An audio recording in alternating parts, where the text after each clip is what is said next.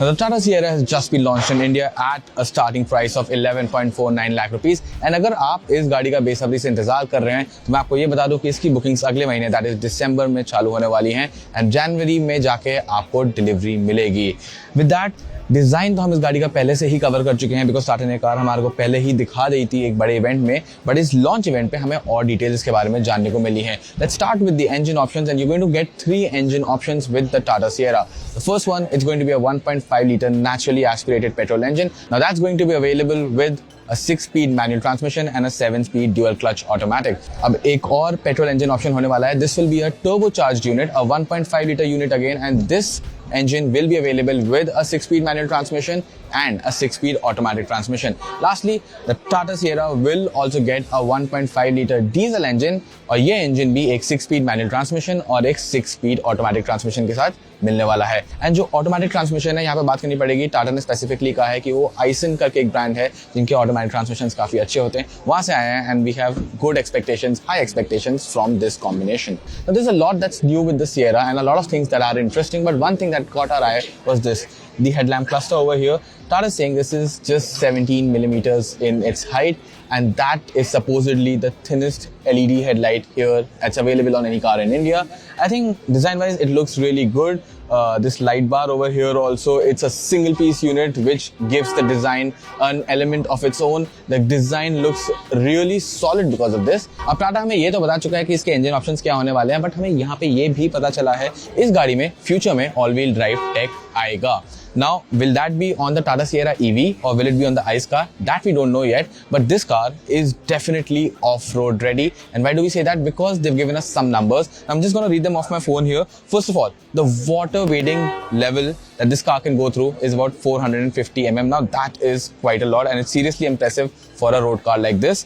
Apart from that, you've got a approach angle of 26.5 degrees, a ramp over angle of 23.1 degrees, a departure angle of 31.6 degrees, which is really good, a ground clearance of 205 mm, and the turning circle is 10.6 meters. So now in terms of specs, how this car will perform, I think this is a good place to start. It gives us a good idea that this car should be able to do well in off-road conditions. But exactly all-wheel drive tech कैसा होने वाला है वो अभी हमें नहीं पता, वो अबे आने वाले समय के साथ ही पता चलेगा। अब आप लोग गाड़ी तो आगे पीछे साइड से हर जगह से देख ही चुके हैं, ये टायर्स भी देख चुके हैं, यहाँ पे ऑब्वियसली एलॉय व्हील्स काफी स्टाइलिश लगते हैं, बट एक नजर इनके साइज पे भी डाल लेते हैं। फर्स्ट ऑफ ऑल यहाँ पे आपको ये MRF Wonder Eco Tread tyres देखने को मिलते हैं। ऑब्वियसली ये टॉप मॉडल है सिएरा का। इनका साइज जो है यहाँ पे it's a 225 section tyre with a 55 profile and this alloy wheel का जो साइज है that's a 19 inch alloy wheel. Honestly काफी चंकी लगता है, looks quite big, feels up the wheel well quite nicely and Sierra को एक अच्छे प्रपोर्शंस, एक अच्छा स्टांस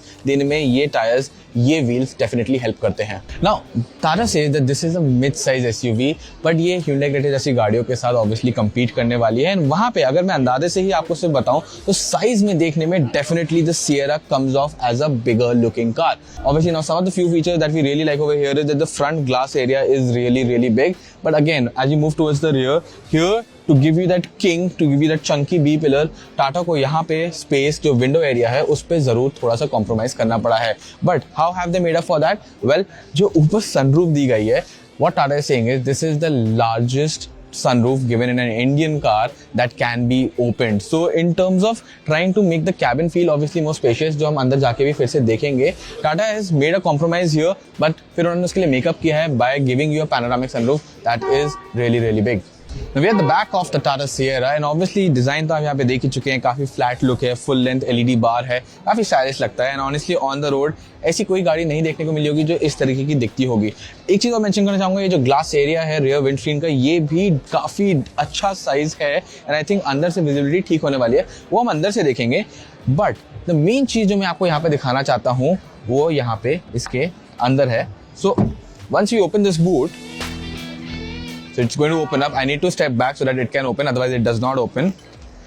एरिया जो यहाँ पे है, जो मिनिमम बूट स्पेस आपको मिलने वाला है, that's going to be 622 liters. So the cars that the Sierra is going to be competing against, उनके हिसाब से ये काफी ज्यादा है, काफी अच्छी है एंड जो रियर सीट है वो भी ना 2 स्टेप्स में रिक्लाइन होती है, so depending upon the level of recline आपका बूट स्पेस एरिया बढ़ भी सकता है, बट 622 लीटर्स से वो कम नहीं होने वाला है। Now actually if you fold on both the rear seats you generate in excess of 1200 liters of cargo space, and that's a lot of stuff that can fit in the back of the Sierra.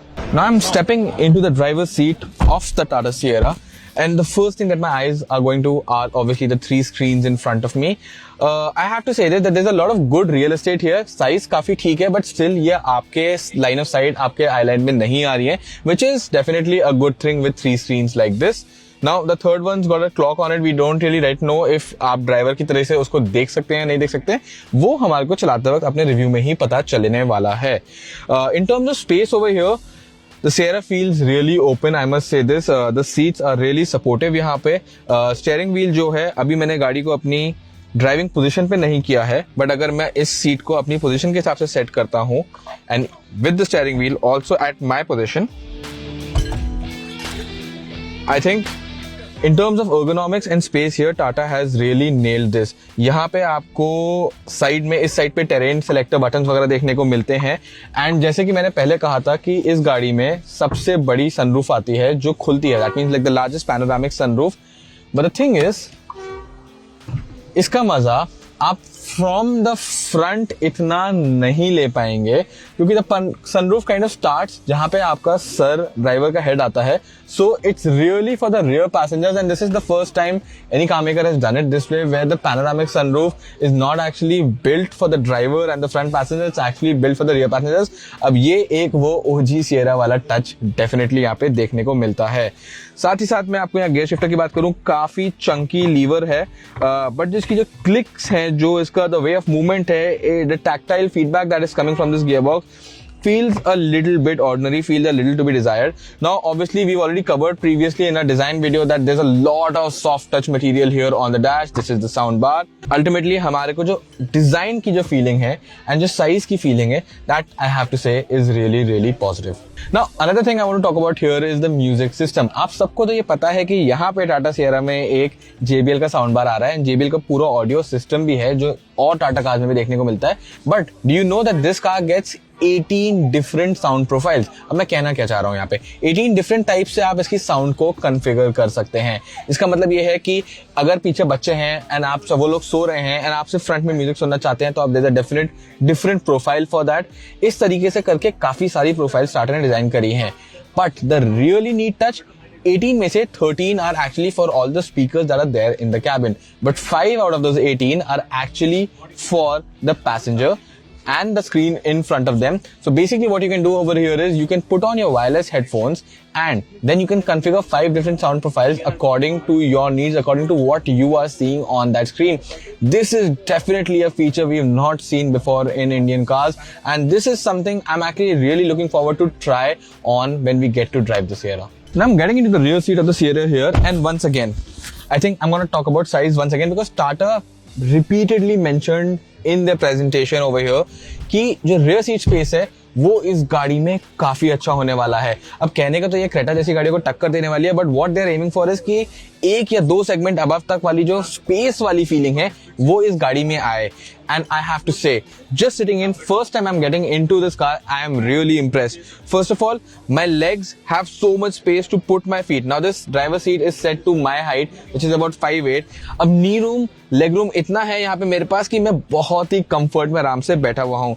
Seat के size की बात करें तो seat base मेरे को लग रहा है कि थोड़ा सा और लंबा हो सकता था इस तरीके से, but in terms of comfort यहाँ पे बहुत ज्यादा ये लैकिंग बिल्कुल भी फील नहीं होता। Obviously, people have mentioned before that this glass area which is being cut out by this kink here, which is there's also speaker over here, इसकी वजह से पीछे थोड़ा ग्लास एरिया कम तो लग सकता है, बट जैसे कि मैंने कहा था कि the panoramic sunroof is catering to rear passenger, तो क्लॉस्ट्रोफोबिक मैं एक तरीके से कहूँ यहाँ बिल्कुल भी फील नहीं होता। अगर आप ये सनशेड भी यहाँ पे लगा देते हैं, despite that there is enough light coming from the top that you do not feel uncomfortable at any point. In fact यहाँ पे काफी स्पेशियस वाली फीलिंग आती है। Now with that, it's time to sum up this video.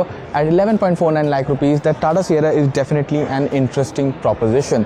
अब ये गाड़ी obviously हम कुछ ही टाइम में चलाने वाले हैं, तब हमारे को जाके इसका actual driving experience, ownership experience कैसा होने वाला है, तो ये सारी चीज़ें पता चलने वाली हैं। बाकी के प्राइसेस भी हमें जल्दी पता चल जाएंगे, जो हम नीचे कमेंट सेक्शन में में डाल देंगे. But what do you think? Is this something that you are excited about? Is this something that you are waiting for? And if yes, the driving review will also be out soon. Thank you so much for watching this video. Until the next one, goodbye.